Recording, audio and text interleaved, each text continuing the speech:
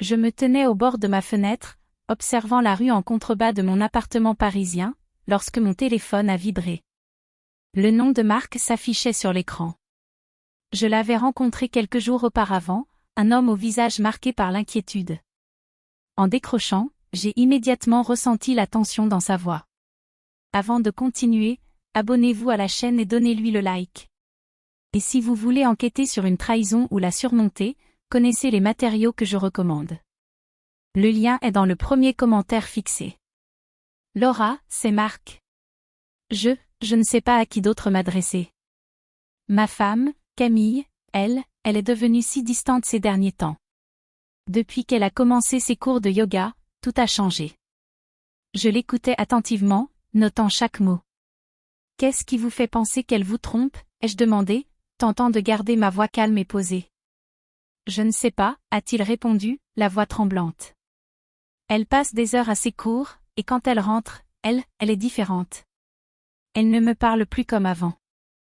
Je pouvais presque voir son visage, marqué par l'angoisse. Écoutez, Marc.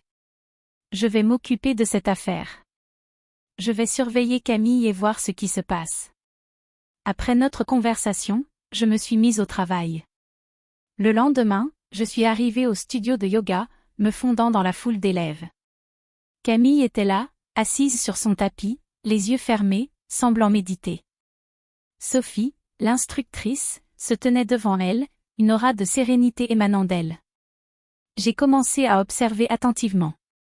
Camille suivait chaque mouvement de Sophie, ses yeux brillaient d'une admiration presque palpable. J'ai noté chaque interaction, chaque sourire échangé. Il y avait quelque chose d'étrange, une complicité qui ne m'échappait pas.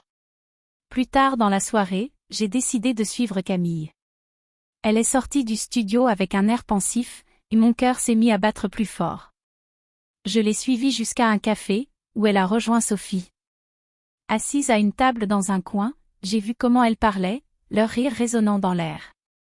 J'ai compris alors que mes soupçons étaient fondés. Marc avait raison.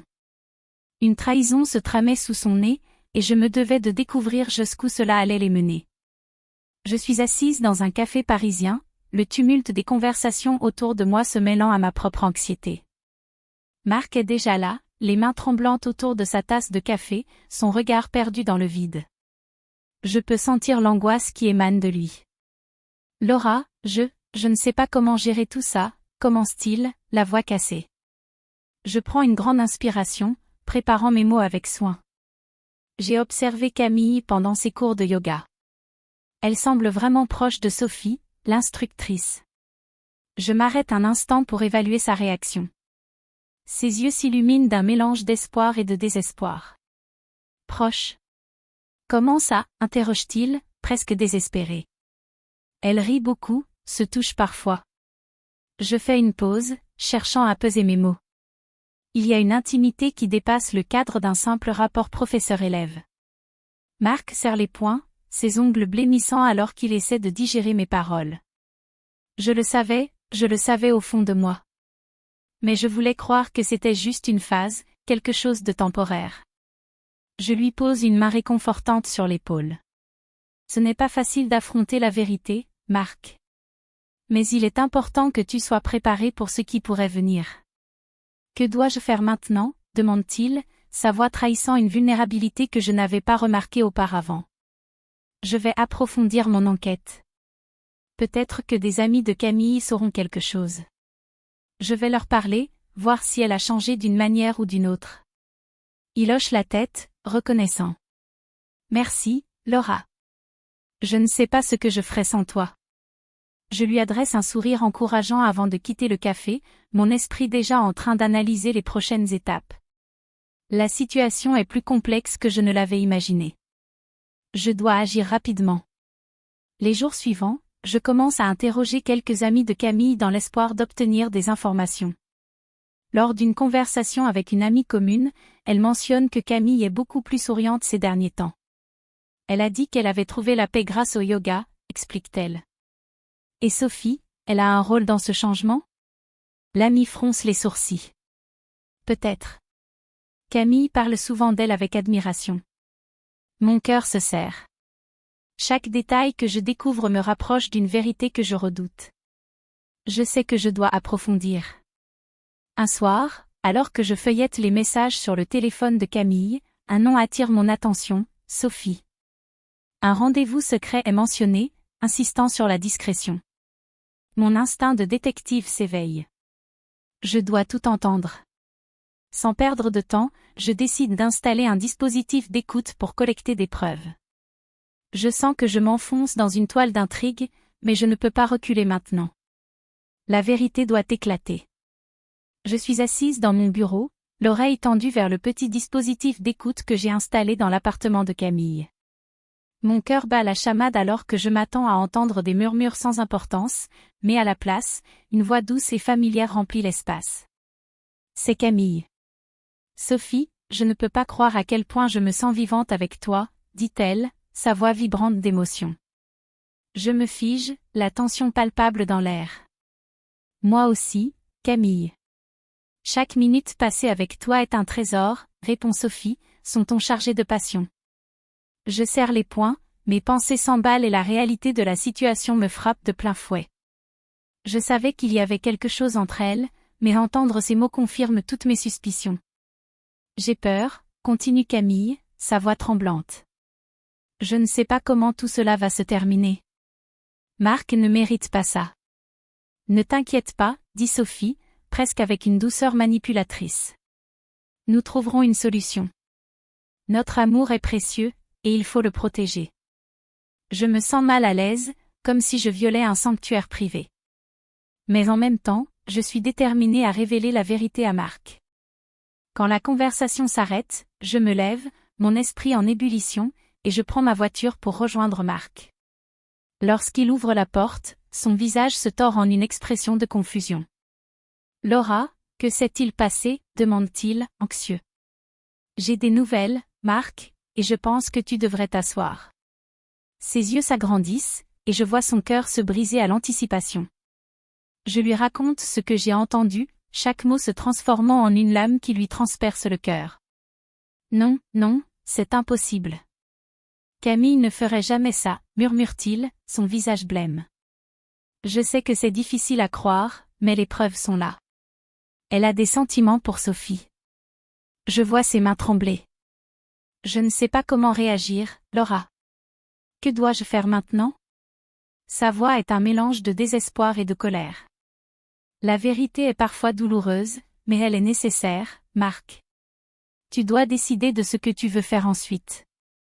Il hoche la tête, luttant contre ses émotions, et je sens l'atmosphère lourde de secrets et de trahison. Alors que je quitte son appartement, je ne peux m'empêcher de penser à Camille et Sophie, à quel point leur bonheur est empreint de mensonges. Ma mission n'est pas encore terminée. Je m'étais donné pour mission d'enquêter sur Sophie, l'instructrice de yoga, en me faisant passer pour une élève intéressée par ses cours. En entrant dans le studio, je ressentis une atmosphère apaisante, presque hypnotique. Les murs étaient ornés de couleurs douces et des bougies brûlaient, diffusant un parfum de lavande. Je me plaçai au fond de la salle, observant Sophie avec attention. Elle avait une grâce naturelle, mais quelque chose dans son sourire me semblait fausse. Après la séance, je m'approchai d'elle, feignant l'enthousiasme. « Bonjour, Sophie. Je suis Laura, une nouvelle élève. Vos cours sont incroyables, dis-je avec un air admiratif. Elle me regarda avec une lueur dans les yeux. Merci, Laura. Je suis ravie que tu aies aimé. Le yoga est une belle manière de se connecter à soi-même. J'espère que tu te joindras à nous régulièrement. Je notai instantanément la façon dont elle se penchait légèrement en avant, un geste qui semblait calculé, comme si elle cherchait à captiver mon attention. Je suis vraiment intéressée par le yoga, mais aussi par la méditation. J'ai entendu dire que vous aviez une approche unique. Sophie sourit, ses yeux pétillants d'une malice subtile. Oh, la méditation est une merveilleuse pratique. Elle peut transformer ta vie. J'organise des retraites privées, si ça t'intéresse. J'éprouvais un frisson. Elle était charmante, mais je ne pouvais m'empêcher de penser qu'il y avait un agenda caché derrière son sourire. Je décidai de jouer la carte de la confiance, en lui posant des questions sur ses méthodes. Est-ce que vous pensez que le yoga peut vraiment améliorer une relation, par exemple? Son expression changea, un instant, j'aperçus une ombre. Tout dépend des personnes impliquées. Parfois, le yoga révèle des vérités que l'on préfère ignorer. Je la remerciai et quittai le studio, l'esprit tourbillonnant. En marchant dans le parc à proximité, je fus soudain frappé par une vision désolante. Camille et Sophie, main dans la main, se promenaient, riant et échangeant des regards pleins de complicité. Mon cœur se serra, comme si une chape de plomb venait de s'abattre sur moi. Je me cachai derrière un arbre, incapable de détacher mon regard d'elle. Tu sais combien j'aime ces moments passés ensemble, n'est-ce pas, dit Camille, son visage rayonnant. Oui, mais il faut faire attention, répondit Sophie, son ton prenant une tournure plus sérieuse. Les mots de Sophie résonnèrent dans ma tête. J'avais ce que je cherchais, mais le poids de cette découverte était écrasant. J'avais besoin de réfléchir à la meilleure façon d'aborder la situation avec Marc, sachant que les révélations étaient bien plus profondes que je ne l'avais imaginé. Je me tenais dans le petit bureau de Marc, l'atmosphère chargée de tension. Mes notes éparpillées sur la table, je pouvais sentir son regard peser sur moi, attendant des réponses que je n'étais pas certaine de vouloir donner. Je pris une profonde inspiration, puis je commençai à lui exposer mes découvertes. Marc, dis-je lentement, j'ai des preuves que votre femme, Camille, entretient une relation avec Sophie, sa professeure de yoga. Les mots sortirent de ma bouche comme une sentence. Je vis son visage se décomposer, ses yeux s'élargir, et je savais qu'il était sur le point de s'effondrer. Comment est-ce possible, murmura-t-il, le désespoir s'emparant de lui. Elle m'a toujours dit qu'elle faisait cela pour se détendre, pour trouver un équilibre. Je comprends, répondis-je, essayant de garder un ton neutre. Mais ce que j'ai entendu, c'est bien plus que cela. Il se leva brusquement, commençant à faire les 100 pas dans la pièce. Je ne peux pas croire qu'elle me fasse ça. Après tout ce que nous avons traversé.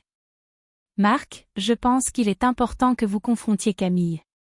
Elle doit savoir que vous êtes au courant. Il s'arrêta net, se tournant vers moi avec une détermination nouvelle dans les yeux. Tu as raison. Je vais lui parler. Mais je ne sais pas comment aborder le sujet. Je lui répondis, peut-être en lui posant des questions directes. Demandez-lui ce qu'elle ressent vraiment pour Sophie. Marc hocha la tête, son visage durci par la colère. Je vais le faire. Je vais lui demander.